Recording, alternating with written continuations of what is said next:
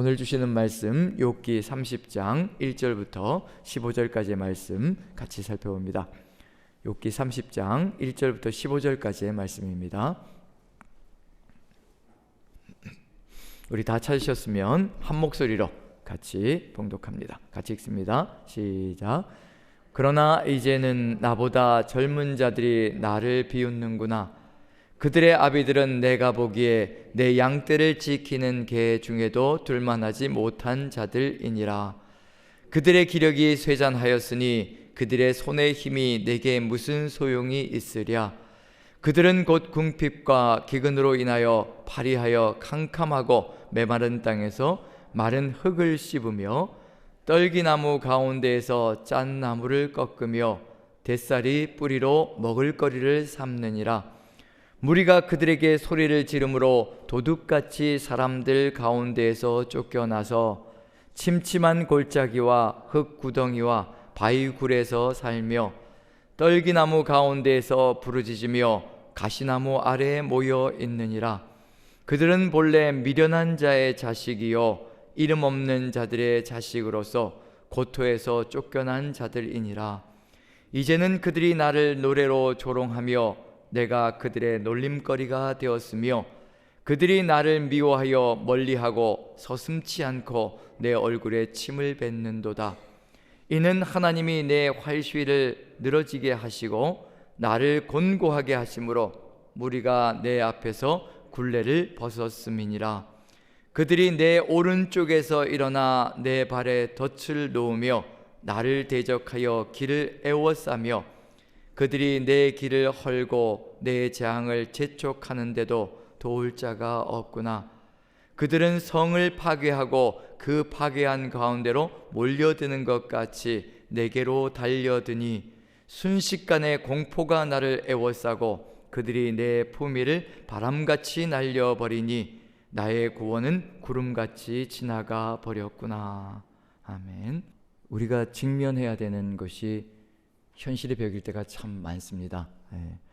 오늘 하루가 어떻게 또 흘러갈 수 있을지, 또 지금 우리 눈앞에 닥쳐 있는 상황들이 어떻게 해결되어 갈 수 있을지 그런 고민을 하며 살아가는 삶이 될 때가 참 많은데, 매일매일의 여정이 힘겹고 버거운 그런 일들이 벌어질 때도 참 많습니다. 욥의 이야기 속에서도 오늘의 내용은 상당히 버거운 내용 속에 포함되어져 있습니다. 어제가 그때는 이라는 내용을 가지고, 단어를 가지고 계속해서 연결되면서 참 화려하고 정말 고귀하고 행복하고 즐거웠던 그 시절, 그때가 참으로 그리운 그런 마음을 가지고 욥이 회상하며 나아갔던 그런 순간이 바로 어제의 내용이었던 것 같습니다. 그 내용 속에서 가장 우선순위에 서 있었던 것이 무엇일까? 욥이 가장 기대하며 간절히 소망하는 것, 바로 옛날과 같은 시절이 되었으면 좋겠다라고 고뇌하며 이야기하는 그 내용 속에 가장 1순위로 나와 있던 게 뭐냐면, 하나님께서 나를 보호하시던 그 시절과 같기를 원한다 라는 그런 내용으로 가득히 들어차 있었던 것이 바로 어제의 내용이었습니다. 하나님께서 보호하시고 지키시고 돌보시는 그 역사가 가득히 들어찼던 그 시절, 그 시절에는 내 삶도 영광스럽고 가정도 은혜가 넘쳤고, 그리고 또 공동체 속에서도 역량을 발휘하면서 존중받고 존경받으며 살아갔던 그 삶의 모습이 욥의 이야기 속에 가득히 들어차 있습니다. 그 과거를 회상하고 있고 그와 같이 되기를 소망한다는 얘기는 뭐냐면, 현재가 너무도 힘들고 버겁다는 것을 이야기하고 있는 중이거든요. 우리도 역시 마찬가지로 과거를 회상하며 그때가 좋았다라고 생각할 때가 있을 수 있습니다. 그리고 우리의 자녀들의 모습을 보면서도 그때는 참 이렇게 신앙이 좋고 그때는 이렇게 열심히 했었는데, 어린아이 시절에 그렇게 하나님을 잘 믿고 따라왔었는데 지금은 왜 이럴까라는 그런 안타까운 모습을 가질 때도 있습니다. 그런 상황 속에서 우리가 가져가야 될 삶의 모습이 무엇인가, 욥의 이야기를 통해서 같이 한번 살펴보면서요, 오늘도 한번 하나님께서 우리에게 주시는 소망이 무엇인지 한번 나눠봤으면 좋겠습니다. 오늘 욥의 이야기 속에 주제어는 그러나 이제는 이라는 단어입니다. 그때는 이렇게 좋고 행복하고 이렇게 하나님의 은혜 가운데 거했던 시절이었는데, 그러나 이제는 이런 모양이 되었다라고 탄식하며 나아가는 그런 내용이 오늘의 주제 속에 들어가 있습니다. 그래서 1절을 제가 한번 전반부의 부분만 한번 읽어보면요, 그러나 이제는 이와 같은 상황이라는 것을 이야기하고 있습니다. 1절을 제가 읽습니다. 그러나 이제는 나보다 젊은 자들이 나를 비웃는구나. 어제의 경우에는 하나님께서 보호하시는 그 역사로 말미암아 모든 영광이 가득 들어차서 젊은이들이 자신을 보면 뒤로 물러섰다라고 이야기를 합니다. 그리고 피했다라고 이야기를 합니다. 그 얘기는 뭐냐면요, 젊은이들이 존중하고 존경하는 마음으로 뒤로 물러서며 욥이 앞으로 나아갈 수 있도록 그렇게 인정을 하며 존중하며 나아갔던 그 시절이었는데, 그런데 이제는 나보다 젊은 자들이 나를 비웃는구나라고 안타까운 상황을 이야기하고 있습니다. 공동체 속에서 철저하게 무너져버린 삶을 이야기하고 있습니다. 물론 그 삶의 이유까지도 이제 이야기할 것이기 때문에 안타까운 모습이 들어가고 있는데요, 이제 나보다 젊은 자들이 나를 비웃는다. 그러면 젊은 자들이 비웃는다는 얘기는 무슨 얘기냐면요, 연장자들은 더 말할 것도 없다는 것을 이야기하고 있는 중입니다.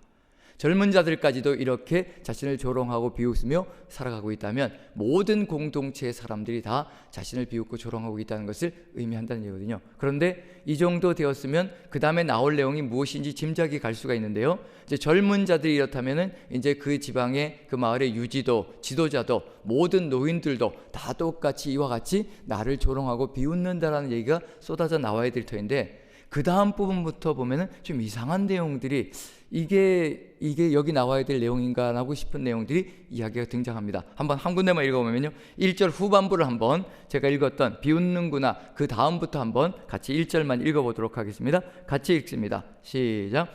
그들의 아베들은 내가 보기에 내 양떼를 지키는 개 중에도 둘만하지 못한 자들이니라.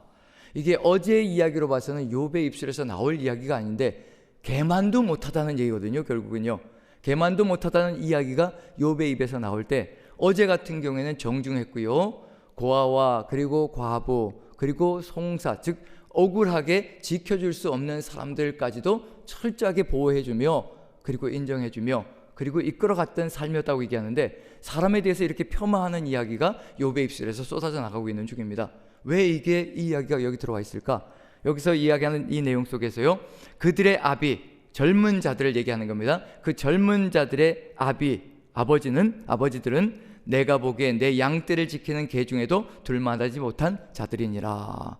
개와 돼지는요, 보통 구약과 신약 성경 속에서 정말 부정하고 더럽고 그리고 또 공동체 속에서 인정받지 못하는 사람들 이야기할 때 개, 돼지에 비유합니다. 그런데 여기에서 그래도 양떼를 지키는 개는 그 중에서 좀 나은 대접을 받는 개거든요. 그런데 그 양떼를 지키는 개 중에도 둘만하지 못하다. 아무 가치가 없고 일도 못하고 그리고 할 수 있는 능력도 없고, 그것을 의미하는 것이 바로 이와 같은 내용입니다. 부모가, 아버지가 이와 같은 존재들이라면 그 자식들은 어떠할 것인가, 그걸 배교하고 있는 중이거든요. 그럼 욥이 왜 이런 이야기를 계속 장황하게 펼쳐갈까? 이 젊은 사람들이 어떤 존재인가를 계속해서 표현하는 것으로 8절을 사용하고 있습니다. 그럼 이 내용이 도대체 무엇일까? 그 다음 부분을 보면요, 아버지가 이렇게 철저하게 무능하고 정말 무가치하고 공동체에서 전혀 인정받지 못하는 존재들이라면 그 자녀들은 어떠한 존재일까? 그걸 계속 표현해 나가고 있습니다. 그 다음 2절을 제가 한번 읽어보면요, 부모가 이렇게 무능한 존재이기 때문에 이런 이야기를 하고 있습니다. 그들의 기력이 쇠잔하였으니 그들의 손의 힘이 내게 무슨 소용이 있으랴. 부모가 개만도 못한, 양떼 중에 둘만한 개만도 못한 존재들이라는 점에서 부전자전이라는 의미를 얘기하고 있는 중입니다. 그 자식들도 역시 마찬가지로 무력하고 쇠잔하고 손에 힘이 없어서 아무런 도움이 되지 않는다. 이 얘기는 무슨 얘기냐면요, 오히려 이런 자의 자식들을 고용했다가는 오히려 낭패를 보기 십상이다.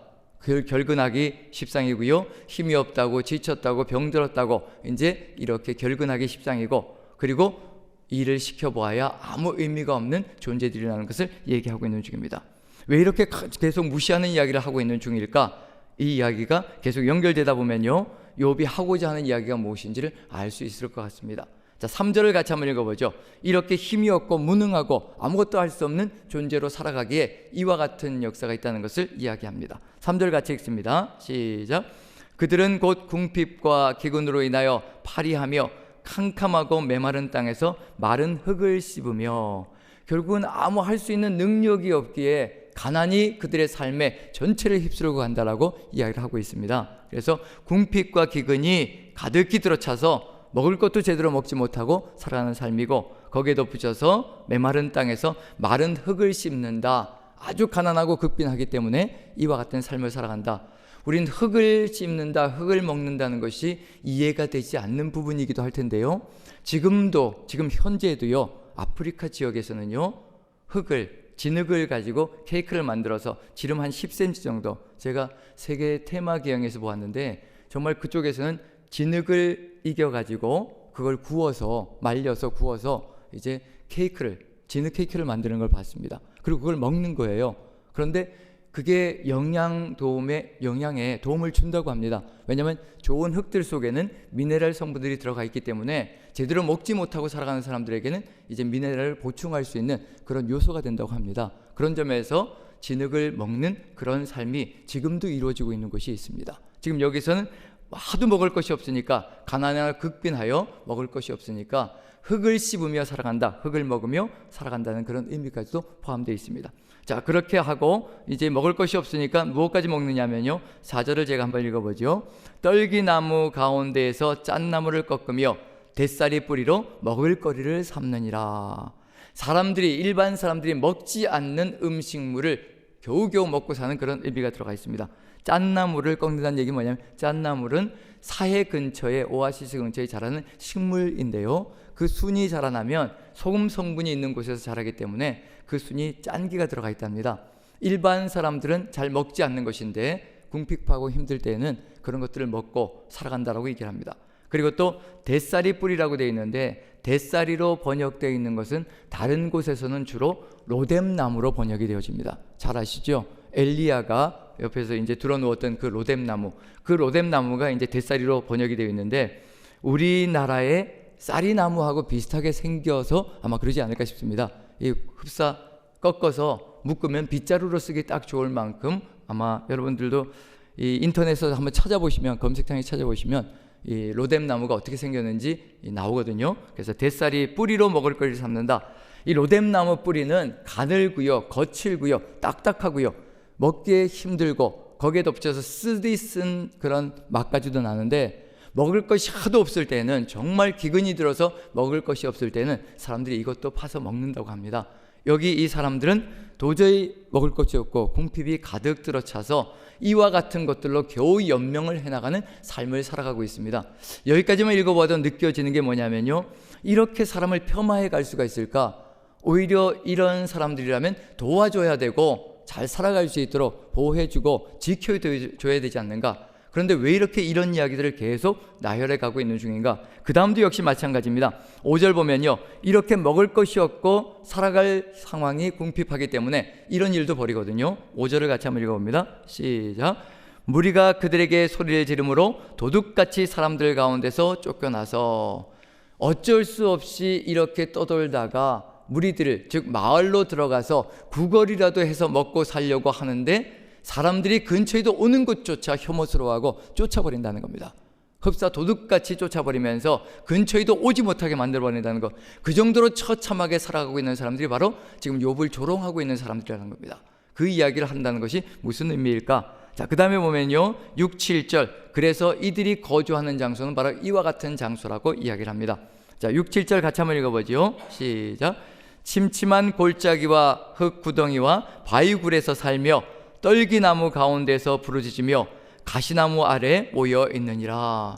사람들이 거주하지 않는 곳, 사람들이 피하는 곳, 침침한 골짜기, 즉 이 얘기는 뭐냐면요, 좁은 햇빛조차 들어오지 않는 그 골짜기, 만약에 우기가 되어서 비가 쏟아지면요, 이 골짜기는 급류가 생겨서 모든 것들이 휩쓸려 갑니다.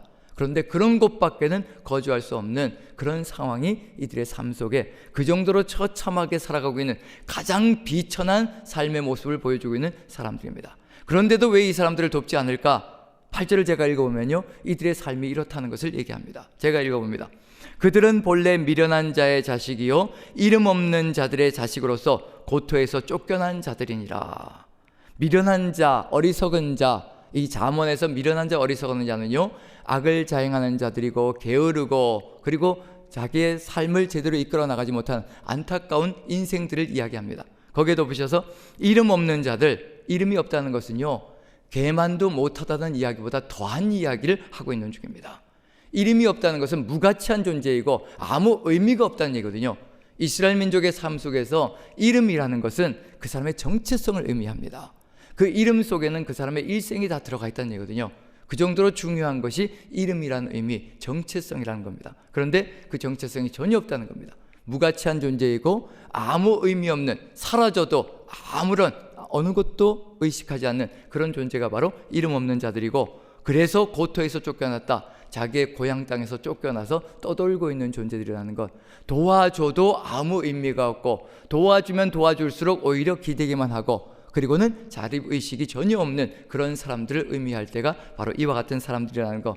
그럼 여기서 8절까지 읽어볼 때요, 무엇을 느껴볼 수 있냐면, 이 사람들, 즉 욥을 비웃고 있는 젊은 자들이 나를 비웃는데, 이 사람들은 정말 말 그대로 사회 속에서 가장 처참하게 살아가고 있는 가장 비천한 존재들, 비천한 자 중에 비천한 자를 의미합니다. 그런데 그런 사람들이 어떤 일을 벌이고 있는가? 바로 9절을 보시면 왜 욥이 이 이야기를 장황하게 펼쳐가고 있는지 그 이유를 알 수가 있습니다. 같이 한번 읽어보죠. 9절 같이 시작.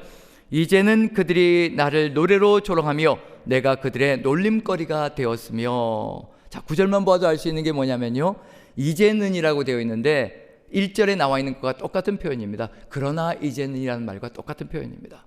그러나 이제는 그들이 나를 노래로 조롱하며 내가 그들의 놀림거리가 되었으며, 욥의 상황이 어떤지, 자신의 상황이 어떤지, 그러나 이제는 내가 어떤 처지에 있는지 그걸 강조하기 위해서 이와 같은 이야기를 펼치고 있는 중입니다.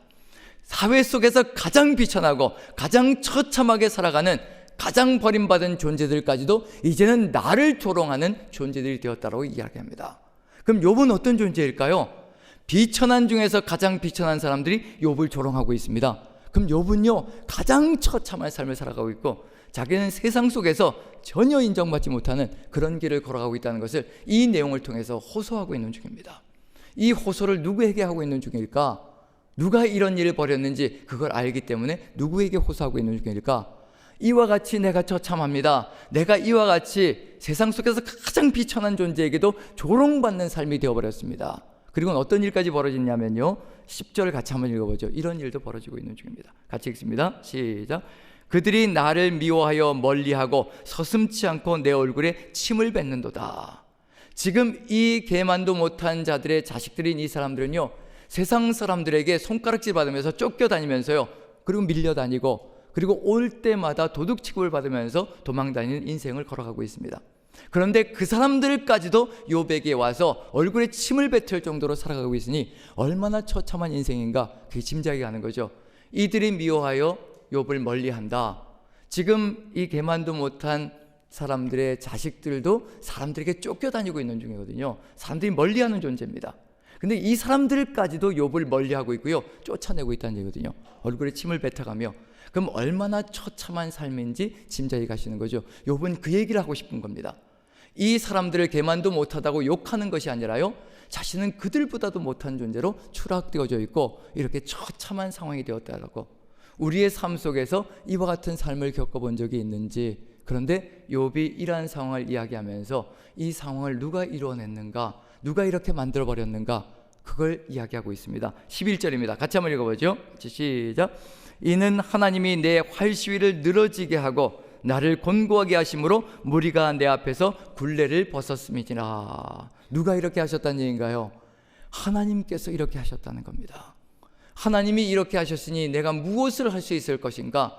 하나님께서 내 모든 기력을 다 빼앗아 가지고 내 모든 명예와 영광을 다 빼앗아 가지고 다 무너뜨리시고 그 어느 곳에서도 도움을 받지 못하게 만들어 버리셨다라고 이야기를 하고 있습니다. 욥이 이렇게 자신을 하나님 앞에 처참하게 이야기할 때 이 속에는 어떤 의미가 들어가 있을까? 누구에게 도움을 요청하고 있는 중일까요?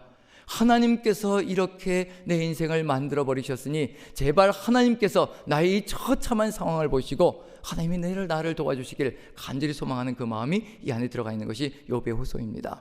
전 욥의 이 호소가 어떤 마음이 드느냐 하면요, 나를 제발 도와주십시오. 하나님, 도와주시지 않으시면 제가 더 이상 살아갈 수 없습니다. 직접적으로 하나님께 호소하며 나아가는 것보다 더 강력한 호소가 저는 이것이라고 생각합니다. 하나님, 제가 이렇게 처참해졌습니다. 내가 그렇게 세상 속에서 대접도 받지 못하고 이렇게 억울하게 밀려다니며 고통 가운데 신음소리내며 나갑니다. 하나님, 저의 이 처참한 상황을 보아주십시오. 이렇게 호소하며 삶으로 호소하며 나가는 것이 더 강력한 하나님을 향한 도움의 호소가 아닌가라는 생각이 듭니다. 우리의 삶 속에서도, 우리의 삶의 여정 속에서도 아마 이런 일들이 있을 것이라 생각되어지고요, 사람들의 이야기 속에 욥과 같은 정황들은 아닐지라도 우리의 삶의 상황을 걸어가다 보면 힘겹고 어려운 상황을 만나게 되고요, 버거운 상황들을 만나게 될 줄로 압니다. 다윗의 이야기 속에서도 다윗의 지혜 속에 들어가 있는 삶의 모습을 보면요, 물론 다윗은 자신의 죄 때문에 아들에게 쫓겨서 이제 도망가는 신세가 되어서 처절하게 도망갈 때, 이제 요단강을 건너는 그때 시므이라는 베냐민 지파 사람이 나와서 돌을 던지며 저주를 퍼붓습니다. 가거라 피를 흘린 자여, 사울의 집안을 망하게 한 자여, 이제 너도 똑같은 꼴을 당하는구나. 저주를 퍼부으면서 돌을 집어 던집니다. 그때 다윗의 신하 중에 하나인 이 장수가 저 개 같은 것을 우리가 그냥 놔둘 수 있겠습니까? 어찌 기름 부은 자들을 이렇게 저주할 수 있겠습니까? 나로 가서 목을 치게 하십시오 라고 하자 다윗이 그냥 두어라. 하나님께서 하시는 것이니 그냥 두어라. 그리고는 뭐라고 얘기하느냐면요, 하나님께서 혹시 나에게 이 저주받고 이 돌에 던져서 맞고 이렇게 처참한 상황을 보시면 나를 혹시 불쌍히 여기시사 나를 원래 상태로 돌려보내시지 않을 수 있지 않겠느냐, 그 이야기를 하면서 나아가는 그 모습을 보면서 우리가 나아가야 될 길이 무엇일까?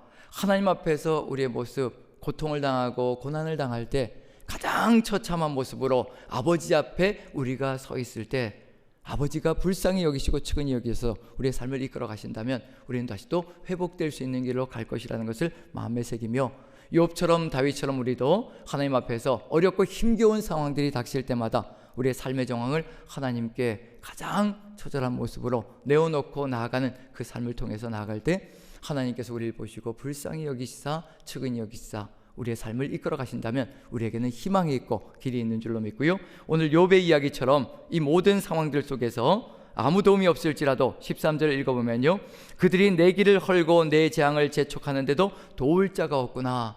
아무 도울 자가 없는 이 상황 속에서도 우리가 욥처럼 하나님 앞에 이 모든 것을 내어놓고 하나님의 은혜를 구하며 나아가는 삶을 살아간다면 살아계신 하나님께서 이 처참한 상황 속에서 또 돌아보시고 또 긍휼히 여기시사 구원의 길로 이끌어 가실 것을 믿고 오직 하나님만 바라보며 나아가는 저와 여러분들 되시기를 간절히 축원드립니다.